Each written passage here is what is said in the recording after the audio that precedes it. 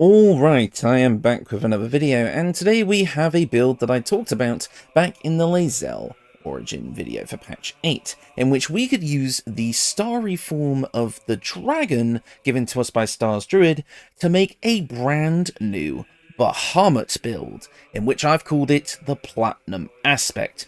You see, Bahamut is actually able to create aspects of himself, with his divine power actually being so great that sometimes these things are just created spontaneously without his divine effort, his conscious choice.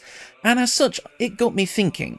These aspects are usually created when there is a big calamitous event, when Bahamut needs to send down an aspect of his own power, a fighter who can take on a big threat that mortals otherwise could not face themselves.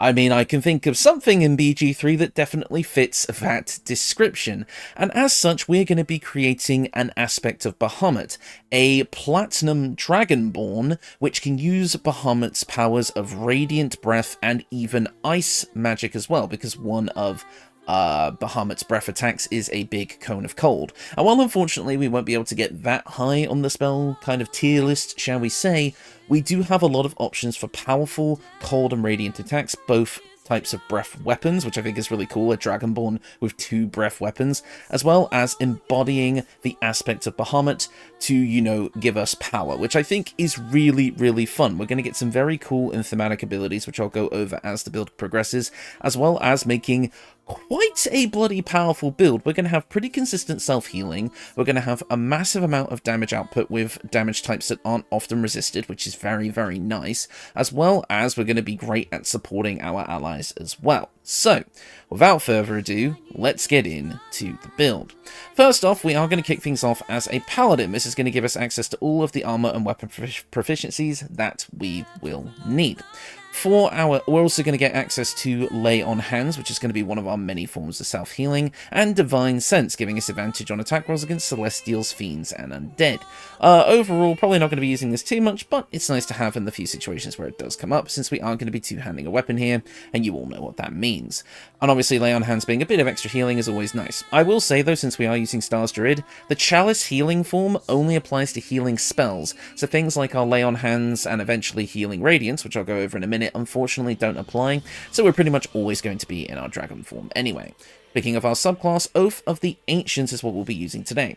In the past, for Bahamut builds, I've used Oath of Devotion, because that's all about upholding the ideals of justice. But I've done 2 Bahamut builds using that already, and I wanted to change things up a little bit. And there is a part of Bahamut's kind of lore and backstory that's actually highly nature-coded, and that is, I believe its name is, the Prince of Flowers, is basically kind of one of his, like, mortal forms. The Grand Master of Flowers, there we go, who was actually a young monk. This build was almost a monk, but I decided to go with Paladin instead. Anyway, so the fact is he's actually somewhat nature-coded. He takes on a mortal form, which is, again, a monk that, like, you know, hangs about in nature, has these birds following him, which are actually gold dragons, and I don't know, he's got a very much kind of, like, nature vibe to him, and the Oath of the Ancients is all about, you know, being the light of the world, upholding all that is good, and such like that. And I don't know, that feels quite a bit like Bahamut to me. If you kind of read the tenets here, you may kind of get an idea of, like, what I'm going for. So overall, I actually like Oath of the Ancients as kind of a slightly different twist on, you know, like a Paladin of Bahamut, especially since we are an aspect of Bahamut, and he literally has a mortal form that is that connected to nature. Hell, he even subsists on, like, honey and plant dew, which I think is kind of funny. So, you know, Oath of the Ancients, I think, makes sense here, and it kind of gave us the best abilities for the leveling scheme that I'm going for. Because overall, I didn't really like Oath of Devotion's level 7 ability, just giving us advantage on saving throws against being charmed. So overall, I think going for level 7 in Oath of Ancients is going to feel a lot better. We're also going to get Healing Radiance here, which is going to be another form of healing that we can use as a bonus action. By the time this build is done, this will just be a flat 14 HP heal as a bonus action, which is honestly pretty good, so feel free to make use of this where you can. Moving on to our ability scores, and honestly, this was a tricky one.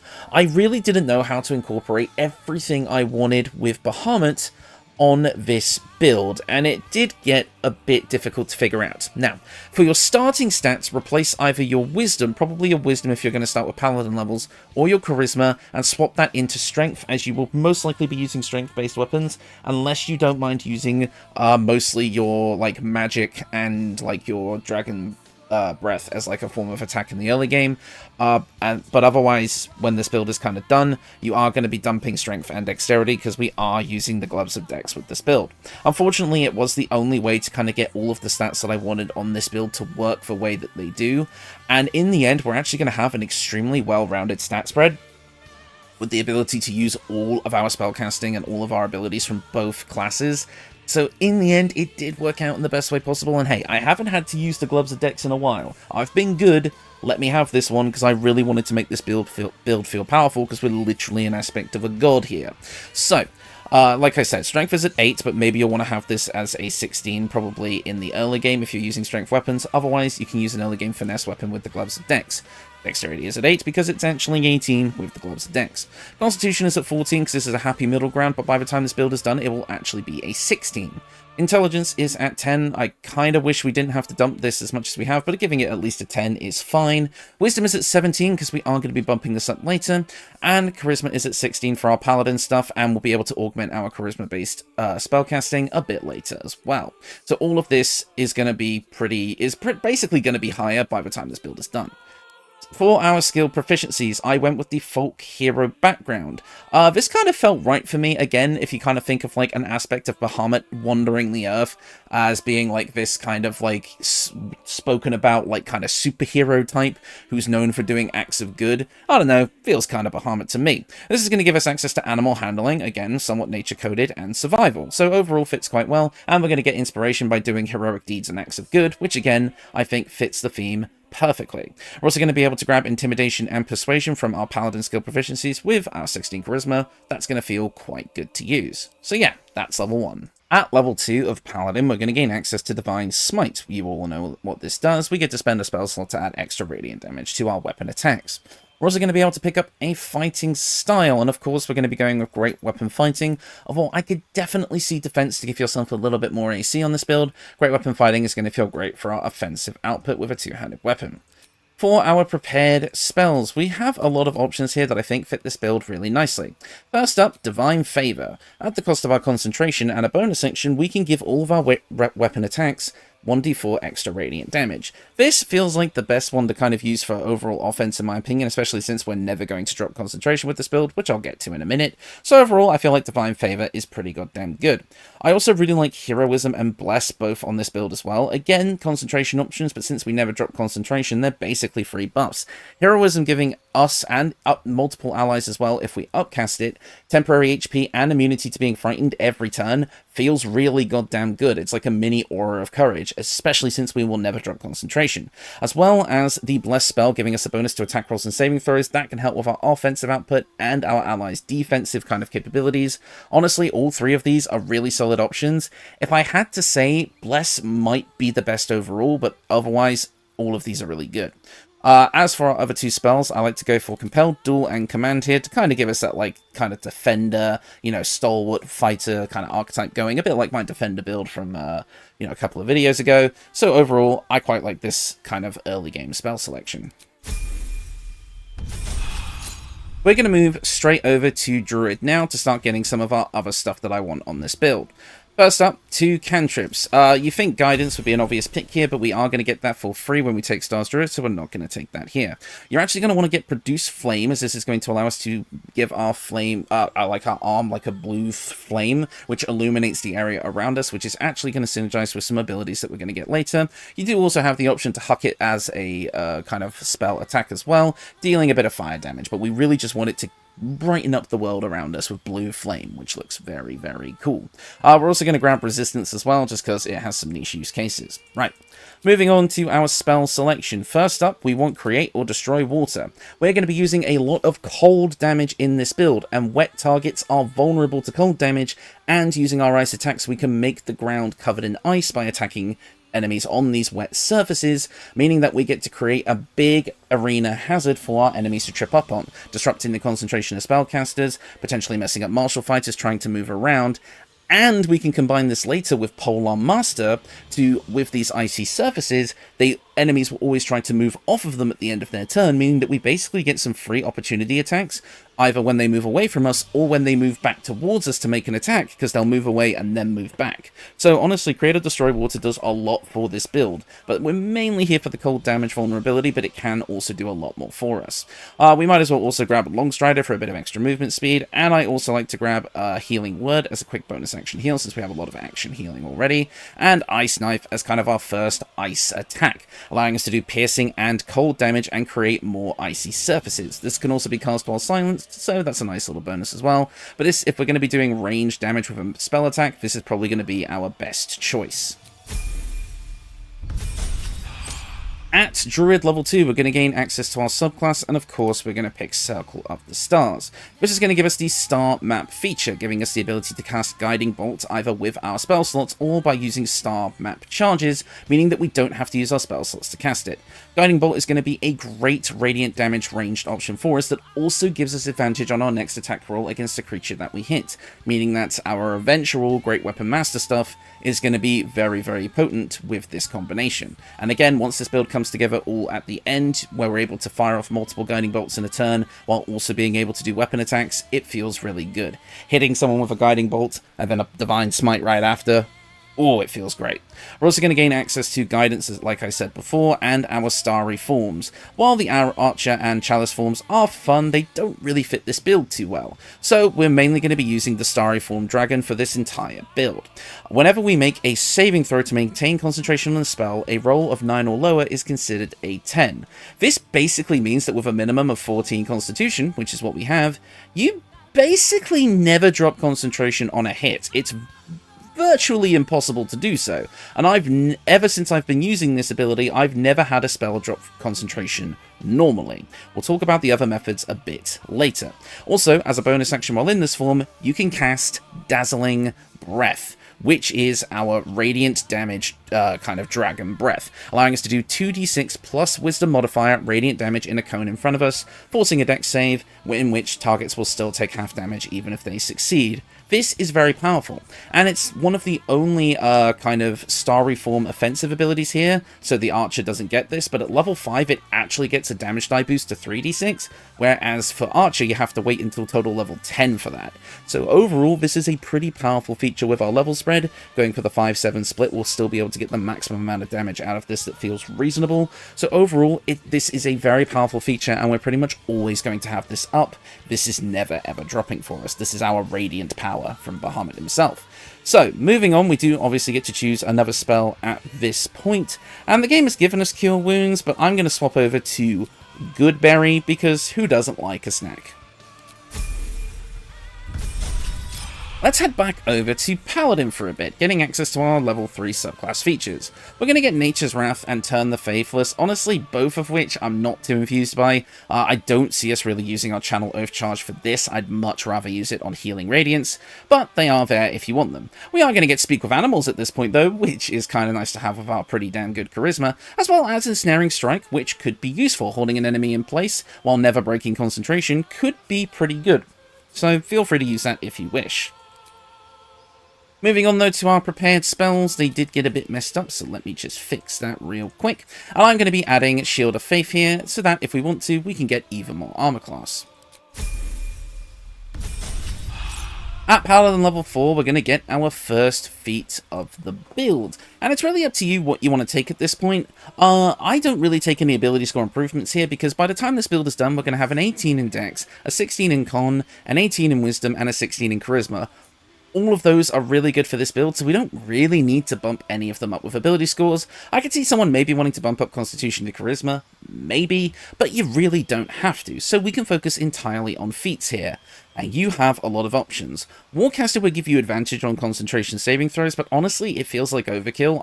Even without this, I never dropped concentration, so I don't think it's necessary here. But if you want to 100% guarantee that you will never ever drop concentration in your life, this is an option. Tough is also a great option for giving you more HP if you so desire. Spell Sniper for a powerful cantrip could actually feel pretty good on this build, but obviously there's not really any that I would say fit what we're going for. Probably Ray of Frost could be good, but it's up to you. Sharpshooter could come into play later, as we do use a bow with this build, so that is an option for you. Savage Attacker for even more damage. Sentinel to be able to make reaction attacks and nullify enemy movement, which on our ice surfaces could be really, really good. You've got so many different things that could work for you here, but I'm actually going to go with Polearm Master to start. Even though we already have a bonus action attack in the form of our Dragon Breath, the Polearm Master bonus attack still can be relevant in some situations. If you feel like your enemy is going to be succeeding those dex saves, this might be better to go for. The main thing that we want here, though, is the opportunity attacks when enemies come in range, because it's basically just going to give us way more opportunities to attack in a turn. Funnily enough, opportunity attack. Because again, if an enemy moves off of our ice surface, we can attack them then, or if an enemy is moving to us because they had to move off of our ice surface last turn, then we get another free attack then. So you really do kind of get to pick and choose when you want to attack pretty much whenever you like, as long as you're using this feature. And I did use it in my testing and I found it to be pretty fun and effective, but I could see why someone may want to go with something else. So feel free to pick something else if you like. If I had to, I would actually probably take Sentinel. I feel like this would be a pretty damn good skill to have, or you could grab Great Weapon Master at this level instead, since we already have the kit to make it viable. So really, it's up to you, but I like getting Polearm Master first, personally. At Paladin level 5, we're going to gain access to extra attack as well as level 2 spells, including Moonbeam, which will be a powerful concentration option for us, allowing us to deal an extra 2d10 radiant damage every turn, and Misty Step for movement, which feels very, very good. We're also going to be able to pick a couple more spells from our level 2 spell selection here, and I'm going to go with Branding Smite and Magic Weapon. Branding Smite being another great option for us, allowing us to basically do a light version of Divine Smite, doing an extra 2d6 radiant damage.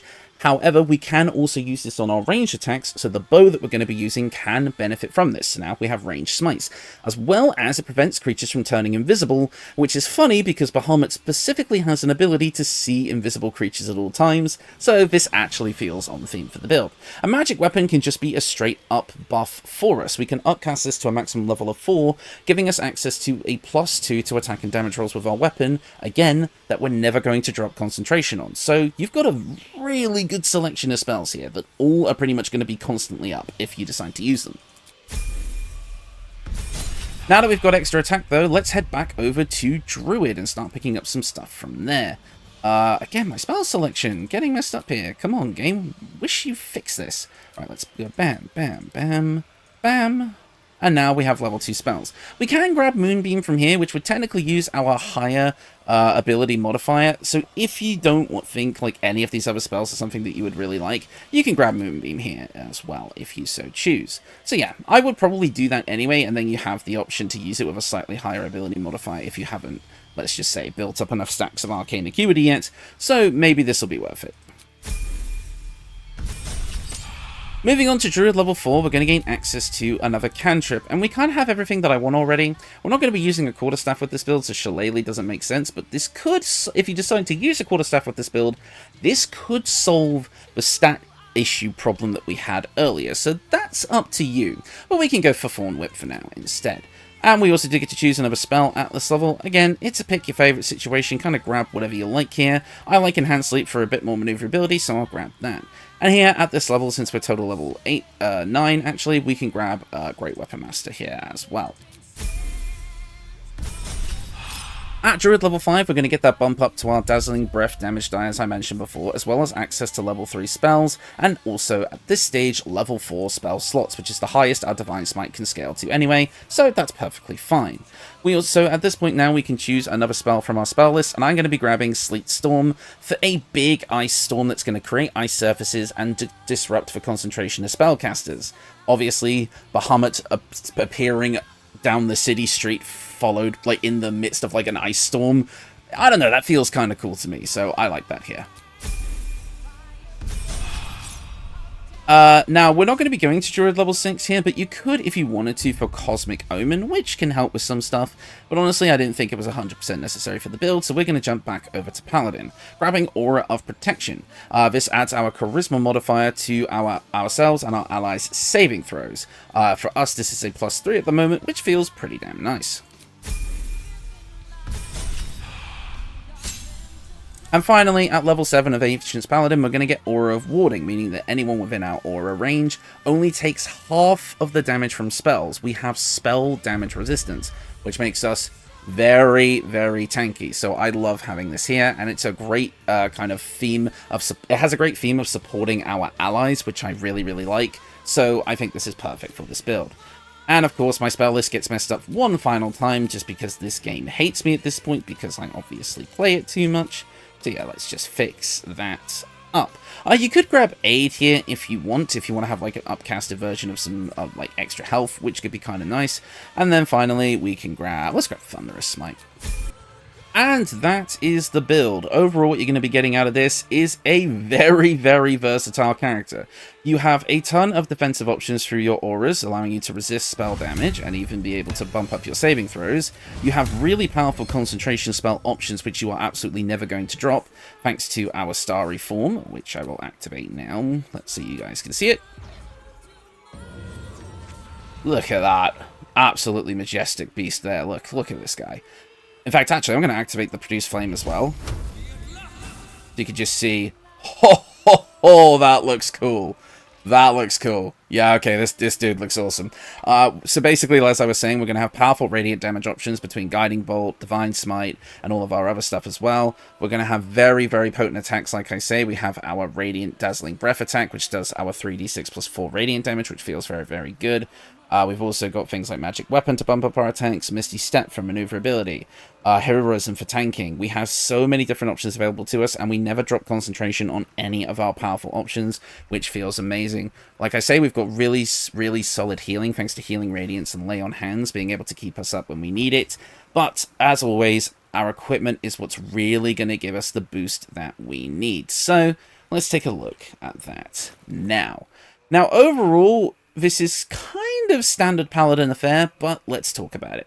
First up, our weapon of choice in the endgame is the Dancing Breeze, the Finesse Glaive, which means it uses our dexterity, which is the only one of its kind in the game. It also comes with the unique Whirlwind attack, while also being a +2 weapon overall, which, as you can see, will do a lot of damage for us. Now, obviously, I did want to use the Drakethroat Glaive for this build, but I couldn't. It gives enemies disadvantage on saving throws against your Dragonborn Breath weapon attacks, but you need to use your strength for it. So overall, I would say that if you want to make use of this, you will have to either use potions, the gauntlets of Hill Giant Strength, or just retool your stats and try and make it work a different way. It is possible, but it takes way more kind of chicanery that I was kind of willing to allow for this build, but you can make it work. But otherwise, using the Drakethroat Glaive to buff the Dancing Breeze with cold damage to trigger all of our cold damage related abilities feels really, really good. And it basically does feel like you're still using the Drakethroat Glaive. And again, since the Grandmaster of Flowers, Bahamut's form, uses a quarterstaff, a glaive felt like it was somewhat on point, like kind of the next evolution of that. And the Dancing Breeze feels great. Again, Whirlwind attack on this build, being able to hit multiple enemies to grab multiple stacks of Arcane Acuity, which I'll talk about in a minute, as well as just spreading damage far and wide, feels real, real good. But anyways, we're going to be combining this with the Gaunter Mail Bow, allowing us to, on a hit, possibly inflict Guiding Bolt, which feels like it works. It glows as well, so we can still get that glowing aura that we need for some other stuff, as well as it's going to give us access to Celestial Haste, allowing us to haste ourselves for 5 turns. The difference with this version of haste, though, is it doesn't give you lethargy when it ends. So even though it's slightly shorter and still requires a concentration, it is worth having. As well as this bow also comes with a unique attack called the Bolt of Celestial Light. Again, the aspects of Bahamut most of the time are actually created on Celestia, so it makes sense that we would have some celestial elements to this build. This attack will deal an additional 1d8 radiant damage, as well as potentially frightening the target, and any ranged weapon attacks made by the Gaunter Mail on this target will deal even more radiant damage, an extra d4. So overall, this feels like a great complement to this build's moveset, and since we have a high dexterity, we can use both of these weapons really well. However, in the earlier game though, grab the Dark Fire Shortbow, giving you resistance to fire and cold damage, while we already have cold damage resistance, and access to the regular version of haste once per long rest, but lasts 10 turns, and again, you physically cannot drop concentration on this, so it's free haste which is really powerful. Now, as I said in the early game, you can use the Drakefolk Glaive if you finagle your stats around, but any finesse weapon will work. I could see Larifian's Wrath or Fowler Alove working really, really well in the early game as well, if you want to go down that route. But anyways, moving on to our equipment. First up, the Helmet of Arcane Acuity. Obtainable in Act 2, pretty much right away if you know where to look. It gives you Arcane Acuity whenever you deal damage with a weapon attack. Arcane Acuity adds a +1 bonus to your spell attack rolls and spell difficulty class for each remaining turn. Since our Dazzling Breath also uses our spell save DC, this not only works for our Wisdom-based spellcasting from Druid, our Charisma-based spellcasting from Paladin, it also works with our Dazzling Breath feature, meaning that we're going to be able to get these off really, really consistently, which is great. Moving on to our cloak, we have the Mantle of the Holy Warrior, giving us access to Crusader's Mantle, another concentration spell that we can use once per short rest, that makes it so our weapon attacks as well as all of our allies deal an extra 1d4 radiant damage. It's a straight up upgrade to Divine Favor, allowing us to give us and our allies that same boost for a much longer period of time. Felt very on theme for the build, so I wanted to include it here. Next up, the Dwarven Splintmail, again obtained right away in Act 2 if you know what you're doing. This is mainly here to give us a +2 to our Constitution, giving us an even higher chance of succeeding our concentration saving throws, but also rounding out our HP nicely while giving us a nice base 19 armor class. That's why I recommended the defense fighting style if you wanted a bit more defense, because that would round out our AC to a 20, which looks nicer. And overall, normally I don't like the way the Dwarven Splintmail looks, but on Dragonborn, I feel like it looks awesome. And the fact that for some reason, the Black and Azure dye gave it the same color scheme as our actual Dragonborn, with like the kind of platinum grey with the gold accents, which I felt fit the build really well, by the way, because obviously platinum dragon, but is always accompanied by gold dragons. The aspect of Bahamut kind of having elements of both felt very, very cool. So honestly, yeah, I really like the way this armor looks on this build, and the benefit that it provides is nothing to sneeze at.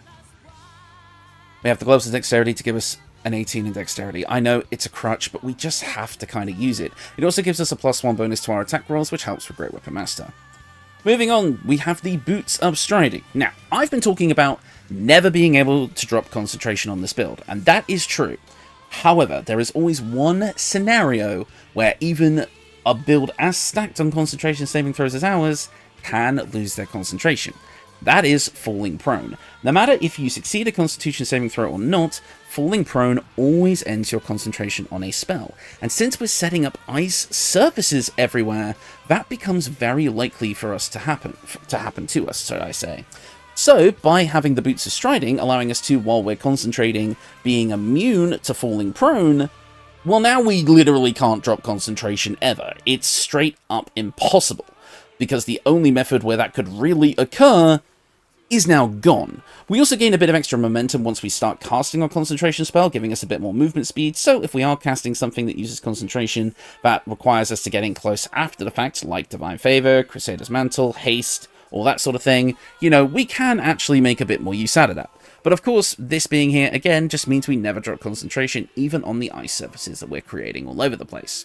For our accessories, we have Khalid's Gift to round up our wisdom to a +1 and give us access to Khalid's Gift Aid for that extra 10 HP. So yes, this rounds up our wisdom to an 18, and obviously yes, this is Jaheira's item, but I feel like if we're literally an aspect of a god trying to save the world with her help, she might just let us borrow it. Just saying. We're also going to get a ring, rings here. The Callous Glow Ring allows us to deal an extra 2 points of radiant damage against creatures that are illuminated. So by having Produce Flame up or the Gone to Mail out, we just get an extra free 2 radiant damage on everything that we do. Spells, Dazzling Breath, weapon attacks, things that hit multiple times, they will all deal an extra 2 radiant damage. So this feels very good to have. And also the Snowburst Ring. Whenever we deal cold damage, be it with our buffed weapon attacks, our spells, whatever, that will create ice surfaces which can potentially cause our enemies to fall over and allow us to spread those ice surfaces over the wet surfaces that we create with Create or Destroy Water, meaning that we are just making the entire arena encoded in ice, which our enemies will slip and fall prone on, which happened a lot of times in my combat testing, which felt very, very effective. And of course, any prone enemy that we attack, we have advantage on the attack rolls against, which means Great Weapon Master is gonna love you for it. It all turns out perfectly. So, as for this build, the main armor is coloured in the black and azure dye, again to get this oddly thematic look, and the rest of the build is coloured in the Harlequin black and white dye to get those kind of black accents on the rest of the armour.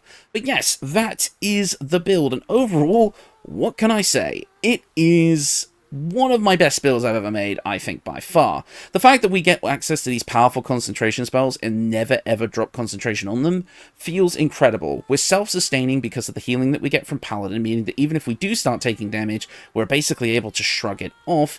Combining this with the multiple ways to keep haste up means that we can combine spellcasting, attacking, healing, all in a single turn to great effect. Our resource management is insane. And the fact that we have powerful close range options, ranged options, defensive options, we can do everything. We do everything, and we do everything well. I would say the only issue that you might have is the slightly lower HP, but then again, you can upcast aid. But of course, this is a solo build. Pair this with a cleric, pair this with all of the other party members you can get some benefit out of, and this build just skyrockets even further. Like, I would say that this build is definitely one of the most impressive that I've made, and I'm really, really happy to bring it to you all today. So yeah, that is everything. I will say, this is a quick apology that I'm just going to throw on the end of this video. I meant to stream the Solasta 2 demo this week, but some stuff happened, you know, my birthday happened and a few other things, and I kind of got distracted, and I just wasn't able to do it. So unfortunately, I'm not able to stream Solasta this week. I believe this video is going up on the Sunday, and so that would have been when the stream would have been, like, the last time it would have been able to happen anyway. So yeah, unfortunately, wasn't able to stream this week. I will make up for it with a Patreon build stream next week, so look forward to that. We're going to be doing the next kind of round of Patreon builds there, and those are always a fun time, so if you want to come join in, we can do that, and I promise I will get around to streaming Solasta at some point soon, because I do think it's going to be important, because I'm pretty sure the next game I'm going to be doing after BG3's life cycle has officially come to an end is Solasta, because I think it is going to be the next big D&D game that's going to follow in BG3's footsteps. So, yeah. Anyways, that is going to do it for me. Thank you all so much for watching, and I will see you all next time. Goodbye.